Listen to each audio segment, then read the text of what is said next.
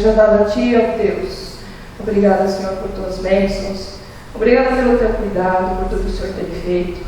Agora venha, Senhor, sobre nós. Espírito Santo de Deus, fala conosco através do pastor Luiz.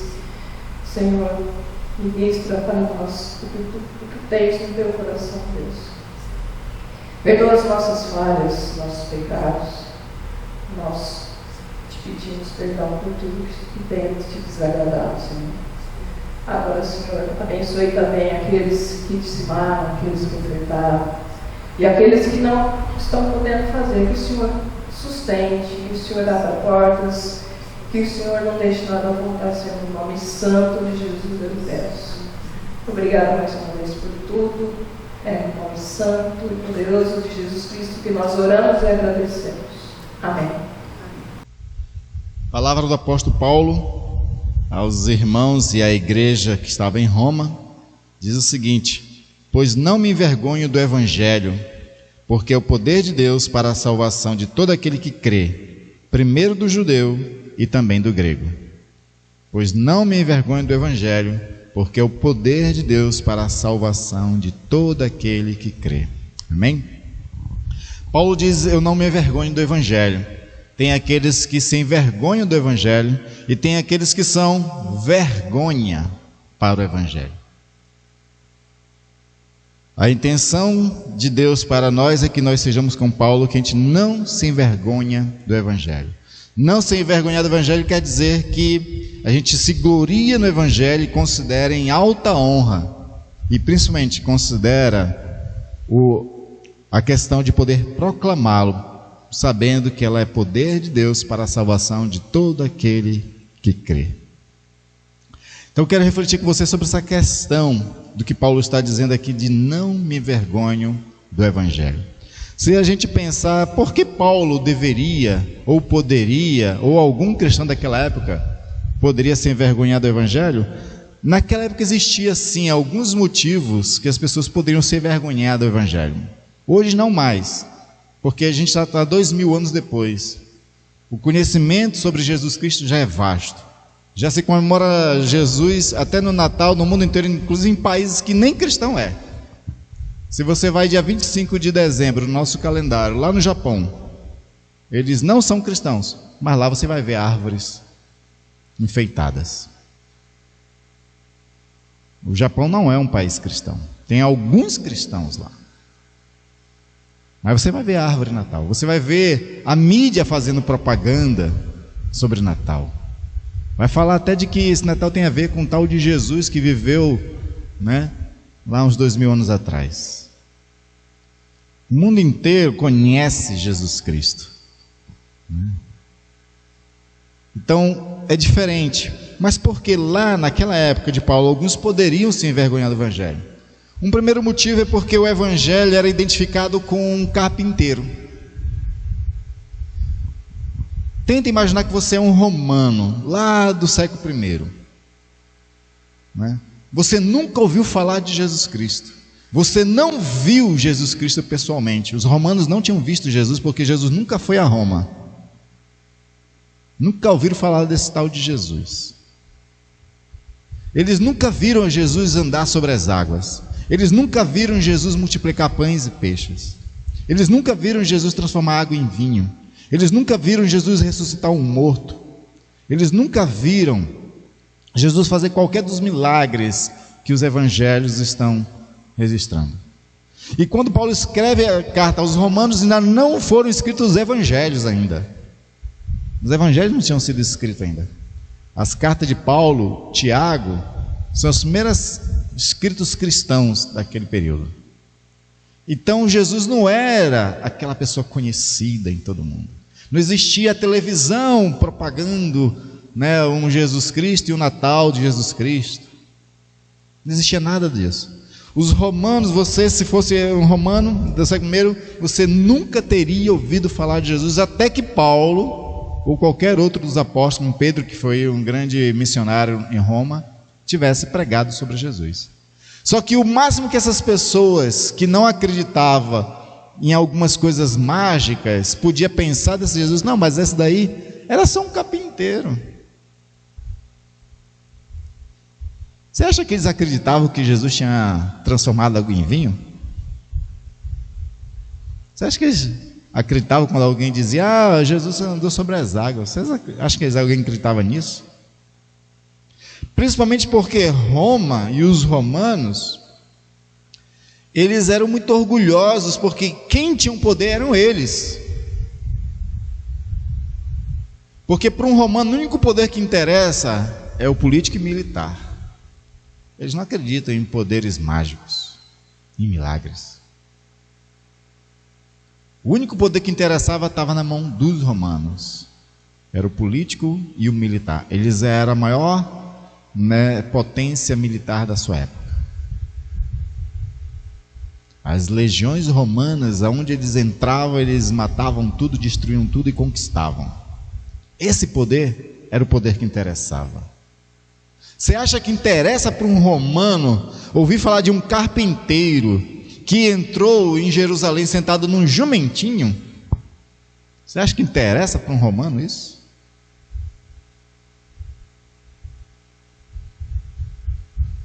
Os generais romanos, o imperador romano, eles viam sentados em corcéis, aqueles cavalos brancos, bonitos, maravilhosos, né? Com uma pompa atrás deles, com uma marcha de pessoas fazendo batucada, né? Tinha todo um aparato quando vinham generais ou o imperador romano, em demonstração de poder. Esse era o poder que interessava. Ouvir falar de um carpinteiro, então, para alguns cristãos, realmente falar do evangelho podia ser vergonhoso, porque a única coisa que eles tinham era o testemunho. Eles não tinham um celular que eles pudessem abrir o Instagram e dizer: está vendo? Jesus aqui caminhando sobre as águas. Não tinha nada disso, eles não tinham como provar que Jesus tinha caminhado sobre as águas. A única coisa que os apóstolos, que os discípulos cristãos tinham naquela época era o seu testemunho, e um testemunho que exigia fé deles e fé dos outros. Só isso. Só isso. O problema, queridos, é que Deus escolheu fazer da fé o maior poder do mundo para salvar aqueles que acreditam em Jesus, que creram em Jesus Cristo. Então, por isso Paulo não se envergonhava, porque ainda que parecesse um absurdo, aquele carpinteiro que entrou em Jerusalém sentado no jumentinho, se eu cresce nele, eu serei salvo. Por isso ele não se envergonhava, ainda que alguém pudesse se envergonhar de falar de um carpinteiro. Outra coisa que faz com que alguém pudesse se envergonhar de Jesus é que naquela época, como ainda hoje, os sábios do mundo desprezam a loucura do evangelho.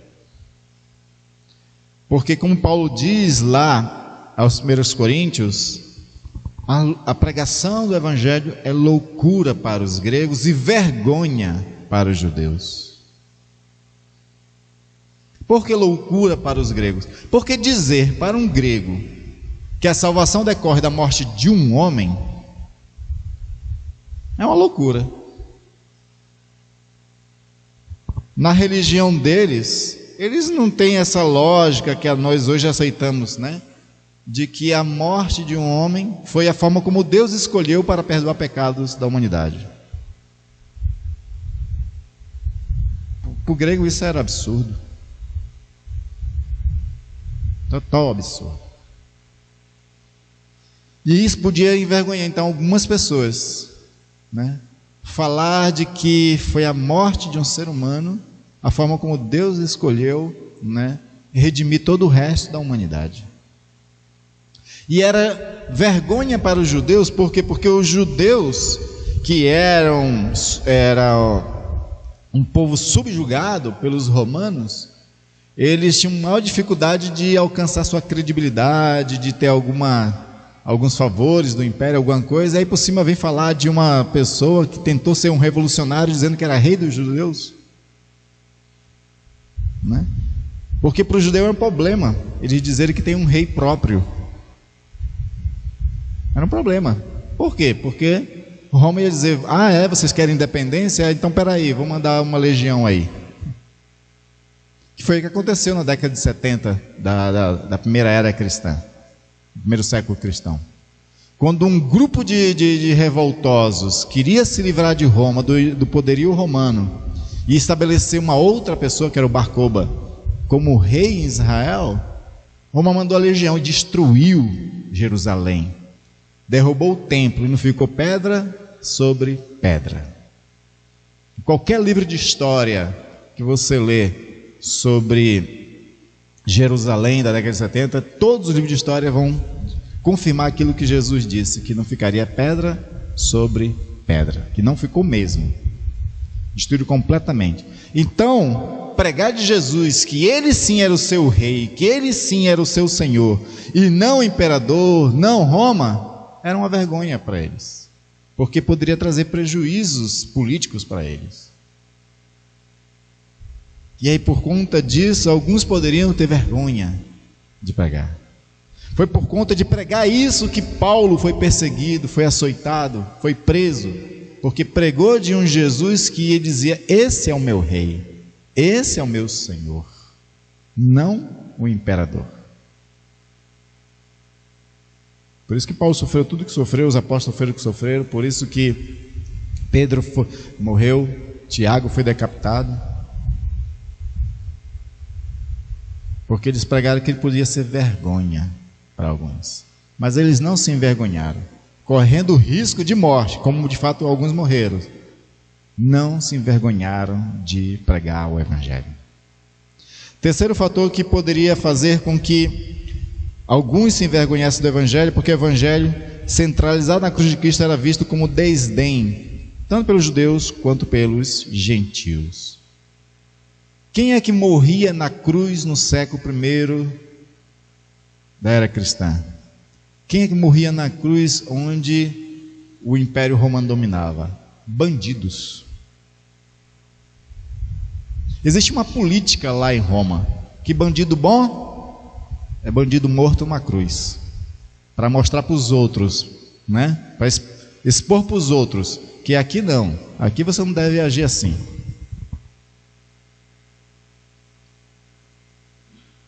Tanto para um judeu que sabia disso, quanto para os gentios, quanto para os romanos, quem morreu na cruz era um salafrário. Morreu na cruz porque merecia. E foi exposto publicamente, como símbolo de vergonha e dor. Lembra desse cântico? Então alguém poderia se envergonhar de pregar desse Jesus que morreu na cruz, morreu como um bandido, morreu como um indigente, morreu como uma pessoa que não merecia nada.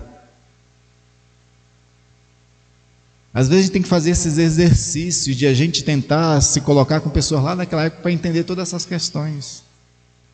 E naquela época você vai começar a entender, se você se imagina lá naquela época, de que crer em Jesus era um grande desafio. Era um grande desafio. Acreditar naquela história dos apóstolos era um grande desafio.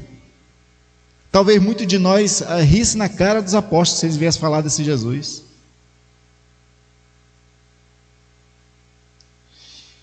E depois que você cresce em Jesus, o outro desafio era permanecer crente,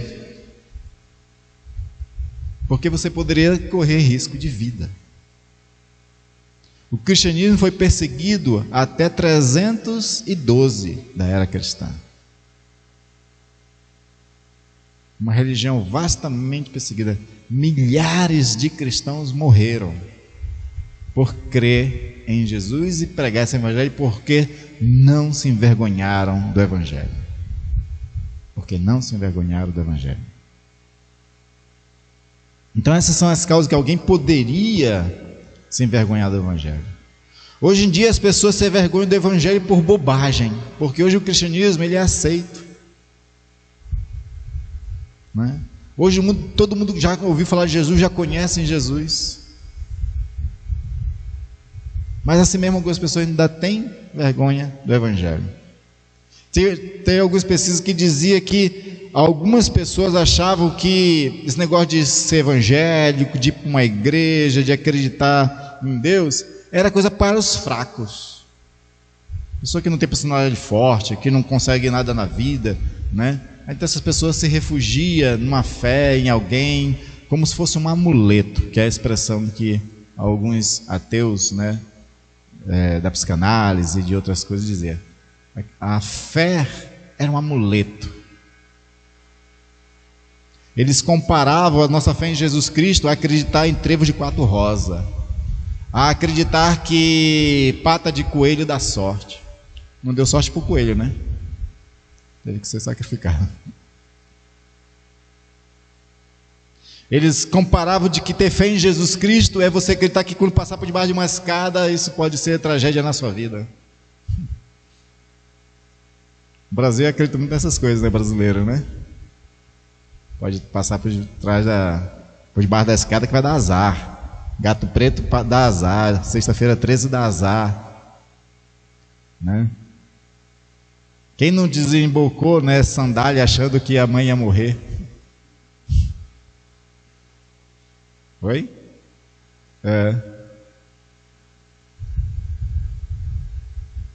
Então, essas coisas que a gente ri, dessas superstições bobas, era o que muita gente ria quando os cristãos diziam que era crente, por acreditar num Deus.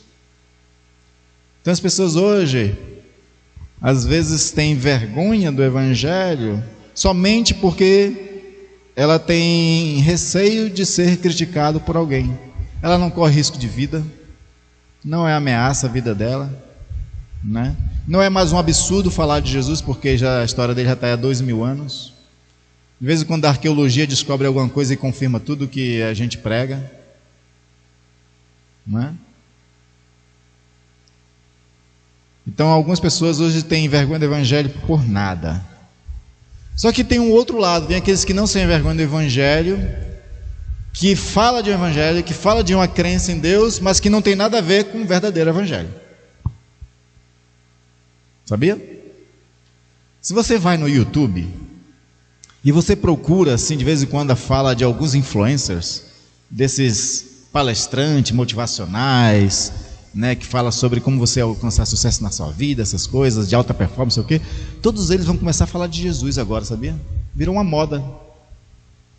Fizeram até um único vídeo de quase 2 horas, onde vários grandes palestrantes, né, e famosos aí do Brasil, ficam falando da sua fé em Jesus Cristo, de que ler a Bíblia, de que segue a Bíblia, que eles extraem da Bíblia sabedorias milenares para enriquecer. Virou meio modinha agora, sabe? Ser rico que crê em Jesus Cristo. E porque crê em Jesus Cristo se tornou rico. Virou meio modinha isso no Brasil. E aí, o que é o Evangelho? Para que a gente possa dizer que tipo de Evangelho a gente tem que realmente seguir. Porque alguns estão seguindo um outro, né? Paulo fala de um outro Evangelho, né, que alguém estava pregando. Ele escreve aos Gálatas, né? Vocês decaíram da graça e seguiram outro Evangelho. Foi isso que Paulo disse aos Gálatas. Para a gente entender o que é o Evangelho, é bom a gente primeiro entender o que não é o Evangelho. E o Evangelho não é essa mensagem de que venha para Jesus e todos os problemas estão resolvidos. Venha para Jesus e a sua vida financeira vai ser desbloqueada. Venha para Jesus e o seu casamento vai ser maravilhoso. Não estão pregando sobre isso aí? Algumas igrejas têm até o dia da semana certo para o tipo de bênção que você precisa, né? Tal dia é o dia que você vai ter a libertação, não sei do que. Tal dia é o dia que você vai ficar milionário. Tal dia não sei o que. Tem até isso. E aí, esse outro evangelho, ele promete conforto e não fala em nenhum momento de sacrifício. Do sacrifício de Cristo, do alto sacrifício que nós devemos fazer.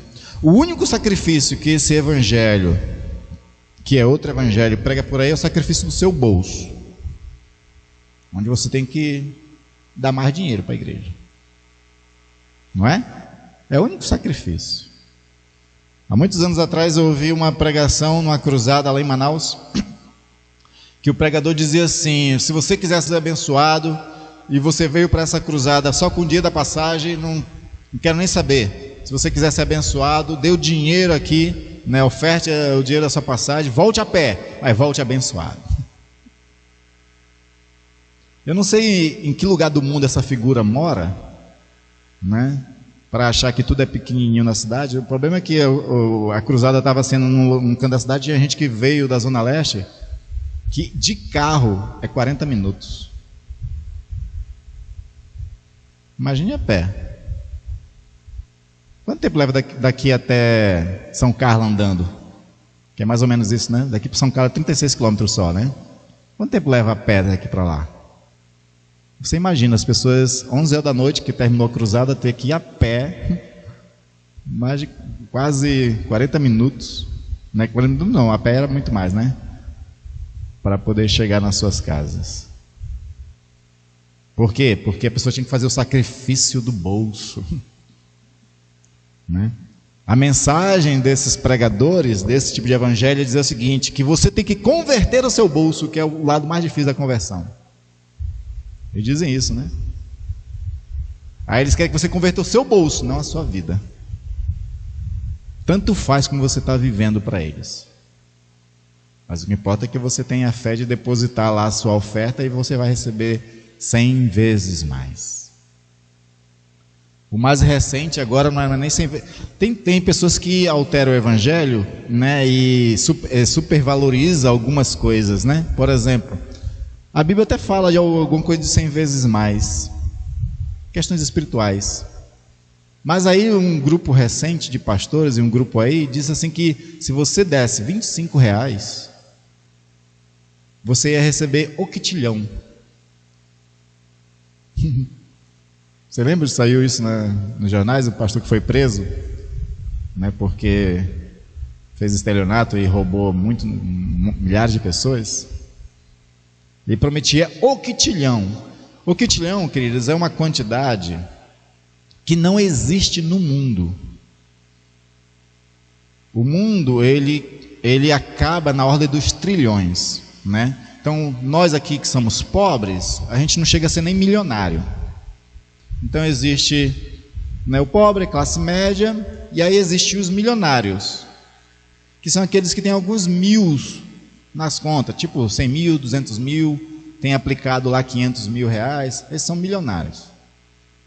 Aí tem os milionários, aqueles que têm de 1 milhão para cima, né? Aí tem o multimilionário, que é aquele que tem 500 milhões, 800 milhões. Aí vem o bilionário, que é o Bill Gates, o dono da Amazon, o dono do Facebook, são os bilionários. De fortuna pessoal, no máximo que existe são bilionários. Só quem tem da ordem de trilhão são empresas e países. Por exemplo, o Brasil. O PIB do Brasil passa um pouco dos 4 trilhões. Né? O PIB do Brasil. 4 trilhões. Os Estados Unidos, que é um dos países mais ricos do mundo, eles passam de 20 trilhões. Mas nenhum país no mundo tem quadrilhão. Nenhum país do mundo tem. Então o quitilhão é uma fortuna que não existe. Mas é isso que os pastores ficam pregando. E aí eu me pergunto, isso é o evangelho? Isso é evangelho?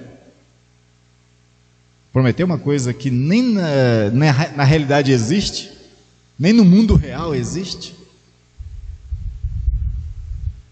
Agora eu vou dizer para você o que é o evangelho. Você pode ser o quitilhão de bênçãos espirituais.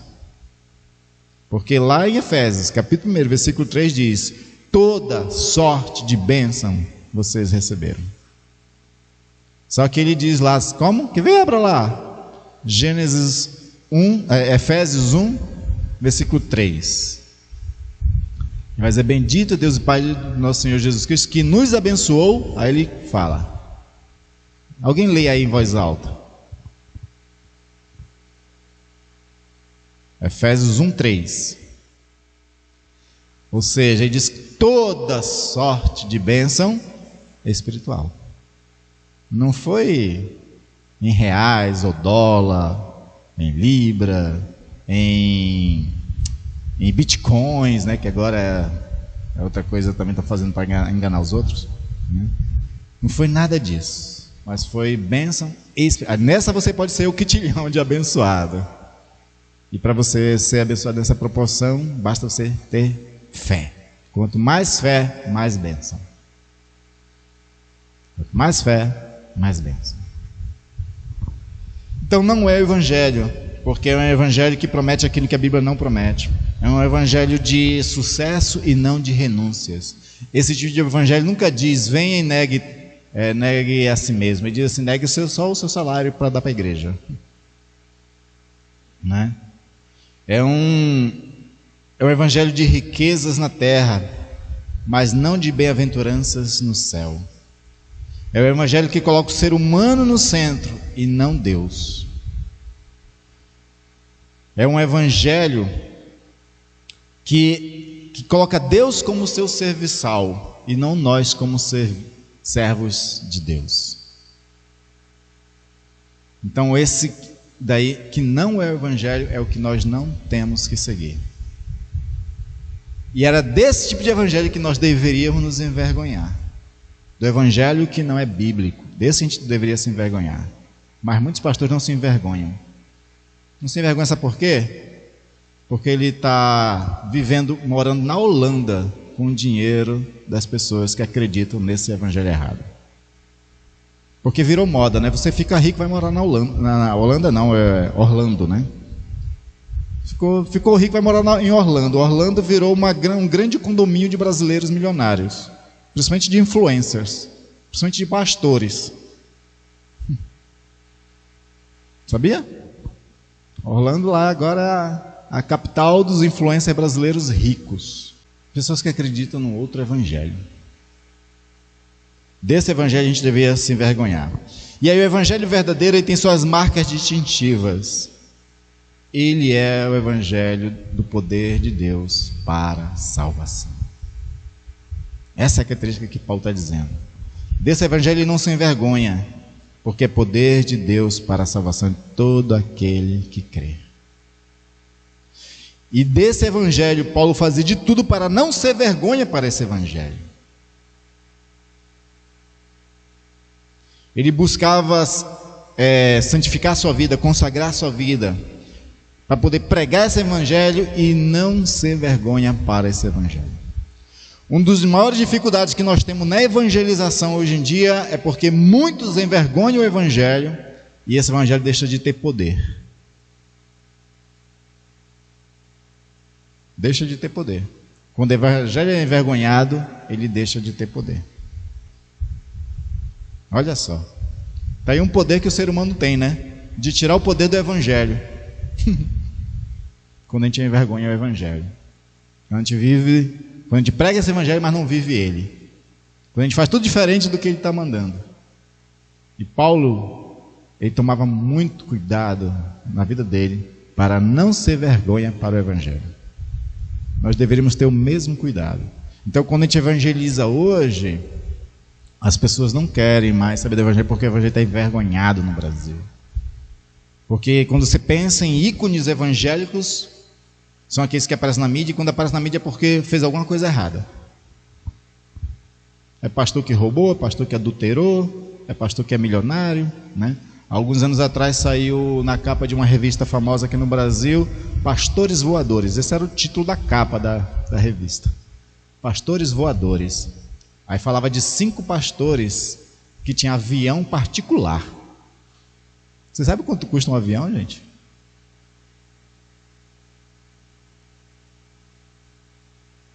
Avião não dá para parcelar em 60 vezes no financiamento não do banco, viu?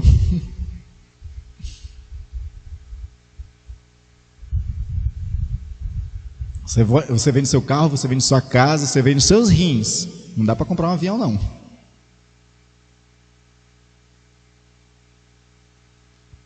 Mas eram os pastores. Então quando os evangélicos saem na mídia, né, é sempre de alguém que está envergonhando o evangelho. aí o evangelho deixa de ter poder. Por isso que a única forma que nós temos hoje de evangelizar é através de relacionamentos. E só consegue ganhar alguém, um amigo, um familiar, nesse evangelismo de relacionamento, quando você não está envergonhando o evangelho, porque aí a pessoa começa a acreditar em você, ela dá credibilidade a você. Mas se você, nesse relacionamento, ela te conhece e sabe que você é uma peça que não merece muito crédito, o seu evangelho vai fazer efeito? Não faz. Não é? Então, o relacionamento é a melhor forma de evangelismo hoje, mas aí para isso a gente tem que ter, né, uma credibilidade de viver aquilo que pregamos. Então o evangelho, ele tem essa marca distintiva de ser o poder de Deus e um poder irresistível. O evangelho tem a marca distintiva de ser o único poder capaz de salvar pecadores. Não existe outra. Ontem eu e o irmão Marcos estávamos num treinamento, e aí o preletor, que era o pastor Mário de Góes, ele falava várias vezes uma coisa, que a única agência humana que Deus escolheu para a salvação das pessoas foi a igreja e a pregação do evangelho. Não existe outra. É só a igreja que faz a pregação do evangelho. E é só o evangelho que pode salvar. Porque quando a igreja usa outros recursos, ela está criando clube, né? Com um monte de gente para enriquecer o pastor, para comprar telão de LED para colocar atrás, né? Para comprar jogo de luzes, para pagar bandas, né, de profissionais para cantar louvores. Mas as vidas não estão sendo transformadas lá, porque só o evangelho pode transformar.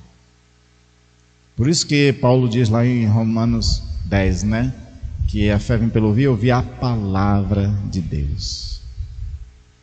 Só dessa forma. Então, para a gente ir concluindo, Paulo diz que esse evangelho tem um poder específico, porque existem muitos outros poderes. Roma tinha o seu poder. No século XX criaram uma coisa poderosa chamada bomba atômica. O poder político, o poder militar, o poder da bomba atômica, eles têm um poder específico, que é destruição. De destruição.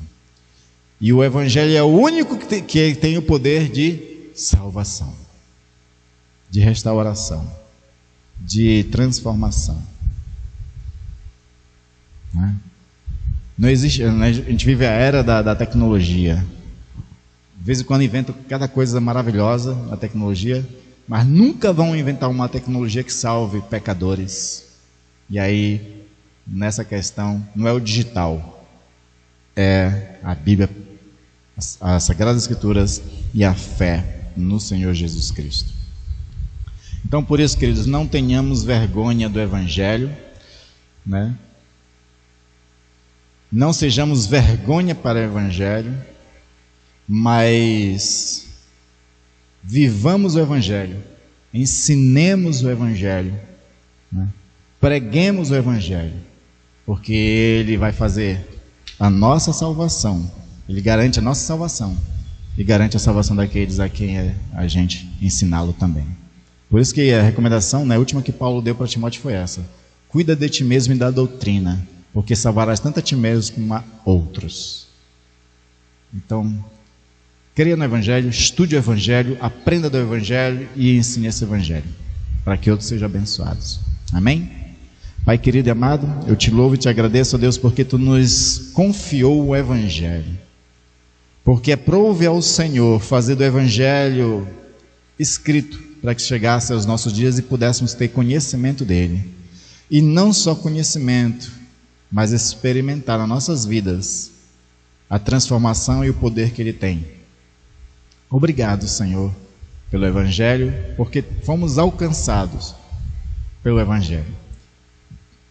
Um Evangelho que vem com a graça irresistível. Um Evangelho que tem o poder de nos consolar, nos confortar, nos dar fé e sabedoria para vivermos no dia a dia. Então, somente, Senhor, que o Espírito Santo nos ensine a cada dia mais desse Evangelho. e que esse evangelho em nós nos enriqueça de tal forma que nós sejamos milionários, bilionários, qualquer outra coisa de evangelho da vida espiritual. Eu te peço essa bênção sobre cada meu irmão aqui, irmã, Senhor presente, aqueles que não puderam vir, de que na vida deles o evangelho seja poderoso. Isso peço em nome de Jesus e para a tua glória, Pai. Amém. Amém. Vamos ficar de pé, queridos, vamos cantar um último cântico.